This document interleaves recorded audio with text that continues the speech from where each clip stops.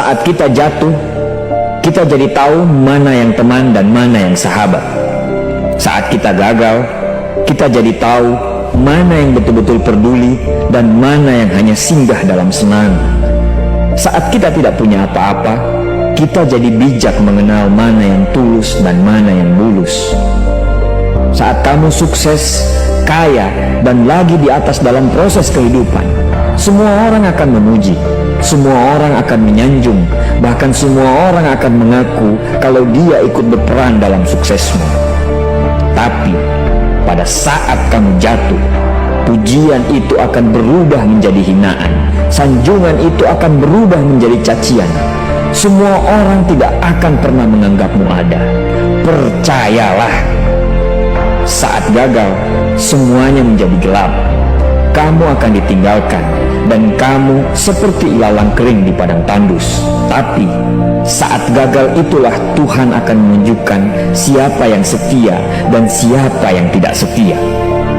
Kawan, saat-saat gagal itulah pilihan kita cuma ada dua: meratapi kegagalan dan membiarkan semuanya menjadi kalah, atau kamu bangkit dan menjadikan kegagalan itu sebagai acuan untuk bangkit dan terus bangkit. Menangislah sekeras mungkin, berteriaklah selantang mungkin. Tidak apa-apa. Tidak ada manusia hebat di dunia ini yang tidak pernah menangis dan berteriak karena gagal. Menangis dan berteriak saat gagal bukan karena kita lemah. Kita hanya manusia biasa. Kita bukan malaikat. Tumpahkan semua kesedihanmu dalam setiap doa-doamu. Berdoalah, jangan meminta supaya semua masalah menjadi ringan, tapi berdoalah dan mintalah agar pundak kita kuat untuk memikul semua masalah yang kita hadapi. Ketahuilah, Tuhan menciptakan masalah selalu beserta solusinya. Tapi setelah itu, kamu harus bangkit.